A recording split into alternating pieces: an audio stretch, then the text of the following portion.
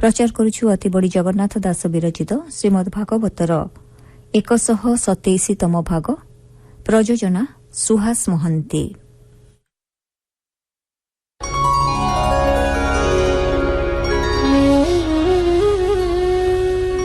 नारायणं नमस्कृत्य नरं चैव नरोत्तमं देवीं सरस्वतीं व्यासं ततो जयमुदीरयेत्। मूकं करोति वाचालं पङ्गुं लङ्घयते गिरिं यत्कृपातमहं वन्दे परमानन्दमाधवम्। प्रियव्रतଙ୍କ ज्येष्ठ पुत्र अग्नित्र सत्पुत्र कामना करी मंदराचଳରେ ब्रह्माଙ୍କୁ आराधना करନ୍ତି। ब्रह्मा ତାଙ୍କର ଅଭିଳାଷ ଜାଣି ସ୍ୱର୍ଗର ଗାୟିକା ପୂର୍ବଚିତ୍ତି ନାମକ ଅପ୍ସରାକୁ ପଠାନ୍ତି। ଦୁହେଁ ପରସ୍ପରକୁ ରୂପ ଓ ଗୁଣରେ ମୁଗ୍ଧ କରନ୍ତି। ସେମାନଙ୍କର 9ଟି ପୁତ୍ର। ଅଗ୍ନିତ୍ର ଜମ୍ବୁଦ୍ୱୀପକୁ ପୁତ୍ରମାନଙ୍କ ନାମାନୁସାରେ 9ଟି ବର୍ଷ ବା ଭୂଖଣ୍ଡରେ ବିଭକ୍ତ କରି ପ୍ରତ୍ୟେକକୁ ଗୋଟିଏ ଗୋଟିଏ ଭୂଖଣ୍ଡ ଅର୍ପଣ କରିଛନ୍ତି। ଏହି ସୂତ୍ରରେ ଜ୍ୟେଷ୍ଠ ପୁତ୍ର ନାଭି ହୁଅନ୍ତି ଅଜନାଭ ବର୍ଷର ଅଧୀଶ୍ୱର। ଶୁକ ଉବାଚ ଅଗ୍ନିଧ୍ର ସୁତଙ୍କ ମଧ୍ୟରେ ନାଭିଙ୍କ ପୁତ୍ର ନହିବାରେ ବାଞ୍ଛା କରି ପୁତ୍ର କାମରେ ତା ପତ୍ନୀ ମେରୁ ଦେବୀ ଠାରେ ଭଗବାନ ଯଜ୍ଞ ପୁରୁଷେ ସେ ରାଜା ଭଜିଲା ବିଶ୍ୱାସେ ନାଭି ଯେ ଶୁଦ୍ଧ ଭାବ ଧରି ମନ୍ତ୍ରେ ଆହୁତି ହବି ବଳି ତାହାର ଶ୍ରଦ୍ଧା ଭାବ କରି ଯଜ୍ଞ ପ୍ରସନ୍ନ ନର ହରି ଭଗବାନ ଭକ୍ତ ବସଳ ସେ ସର୍ବ ଆତ୍ମାର କୁଶଳ ରାଜାର ସନ୍ତୋଷ ନିମନ୍ତେ ସ୍ୱଚ୍ଛନ୍ଦେ ଅତି ହୃଷ୍ଟ ଚିତ୍ତେ ମନ ନୟନାନନ୍ଦ ବେଶ ଅଗ୍ନିରେ ହୋଇଲେ ପ୍ରକାଶ ଭୁଜ ଯୁଗଳ ବେନି କରି ପିତବ ସନ ଛନ୍ତି ଧରି ଶଙ୍ଖ କମଳ ବାମେ ଧରି ଦକ୍ଷିଣ କରେ ଗଦାହରି ତେଜେ ବିରାଜମାନ ହୋଇ କୌସ୍ତୁଭ ମଣି କଣ୍ଠେ ସୋହି ସେ ଯଜ୍ଞ ବରଣ କର୍ତ୍ତାର ଉତ୍ସୁକ ହୃଦୟ ଅପାର ନିର୍ଧନ ଗୃହପତି ଧନେ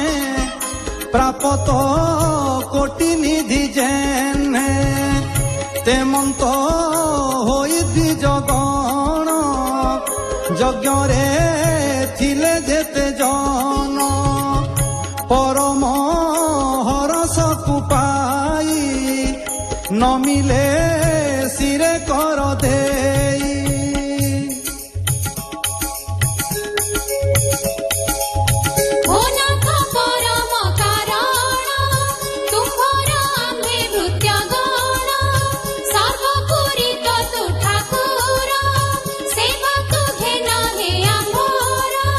तोहर चरणर बिंदे नमिलु परमानंदे तोर भियाण ए जगत प्रकृति पुरुष विदित त्रिगुणे जीव बंदी होई तोर मायारे प्रभु ताई जेते सृष्टिर कर्ता मान से सटे तोहर अधीन ओ नाथ तोहर महिमा संख्यारे के करी बसीमा तोर आकृति रूप नाम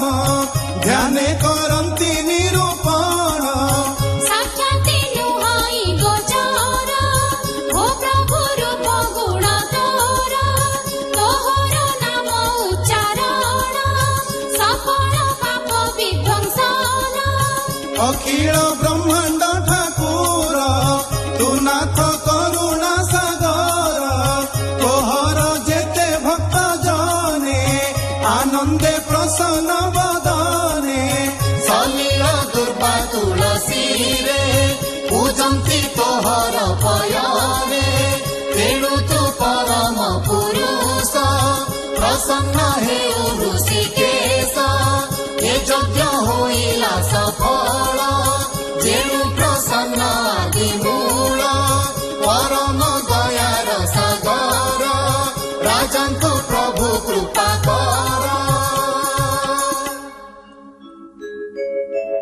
ଏବେ ତୁ ଶୁଣ ଭାବଗ୍ରାହୀ ଏ ରାଜା ପୁତ୍ର କାମି ହୋଇ ତୋର ପ୍ରସାଦୁ ଏ କୁମର ମାଗଇ ସଦୃଶରେ ତୋର ସ୍ୱର୍ଗ ଭୋଗ ଯେ ମୋକ୍ଷ ପଦ ସକଳ ଦେଉ ତୁ ଗୋବିନ୍ଦ ଏ ପୁତ୍ର ମାଗଇ ଯେ ମନ୍ତେ ତୁ ସମାଗିବା ଧନବନ୍ତେ ଏଥୁ ଅନ୍ତରେ ସେ ରାଜନ ନିଶ୍ଚଳ ଚିତେ କରି ଧ୍ୟାନ ଈଶ୍ୱର ଶ୍ରୀ ମୁଖକୁ ଚାହିଁ ଗଦଗଦେ ବଚନ ବୋଲଇ ଓ ନାଥ ପରମ ମଙ୍ଗଳ ପ୍ରସନ୍ନ ହୁଅ ଆଦି ମୂଳ ହେ ତୋର ଚରଣାର ବିନ୍ଦ ଆଶ୍ରୟନ କରି ଗୋବିନ୍ଦ ଏ ଭବ ସାଗରେ ଯେ ଜନ ମାୟାର ହୁଅନ୍ତି ଅଧୀନ ସେ ମୂଢ଼ ପ୍ରାଣୀ ମାନଙ୍କର ଭୋନାଥ ଏ ମନ୍ତ ବେଭାର ତୋର ଚରଣେ ନ ଭଜନ୍ତି ଅଜ୍ଞାନେ ସଂସାରେ ପଡ଼ନ୍ତି ସକଳ କର୍ତ୍ତା ତୁ ଈଶ୍ୱର ତୋର ଭିଆଣ ଏ ସଂସାର ଏ ମନ୍ତେ ନାଭି ସ୍ତୁତି ଶୁଣି ଦେବାଧିଦେବ ଶିରୋମଣି ସଦୟ ଚିତେ ଭଗବାନ କହନ୍ତି କୋମଳ ବଚନ।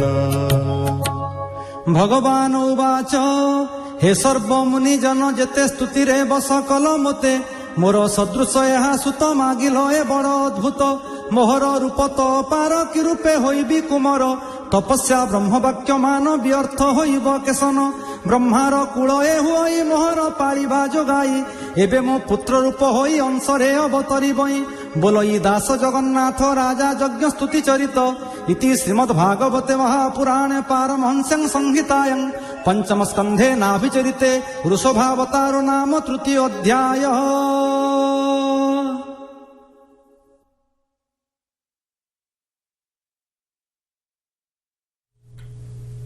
ପ୍ରଚାର କଲୁ ଅତିବଡ଼ି ଜଗନ୍ନାଥ ଦାସ ବିରଚିତ ଶ୍ରୀମଦ୍ ଭାଗବତର 127ତମ ଭାଗ। କଣ୍ଠଦାନ କରିଥିଲେ ମହାପାତ୍ର ମିନତୀ ଭଞ୍ଜ, ଶୈଳଭାମା ମହାପାତ୍ର, ମହାପ୍ରସାଦ କର ଏବଂ ଦୁଃଖୀଶ୍ୟାମ ତ୍ରିପାଠୀ। ବେତାର ସମ୍ପାଦନା ଡକ୍ଟର ଦାଶରଥୀ ଦାସ। ସଙ୍ଗୀତ ପରିଚାଳନା ପ୍ରଫୁଲ୍ଲ କର, ବର୍ଣ୍ଣନା ବସନ୍ତ ମହାନ୍ତି ଏବଂ ପ୍ରଯୋଜନା ସୁହାସ ମହାନ୍ତି।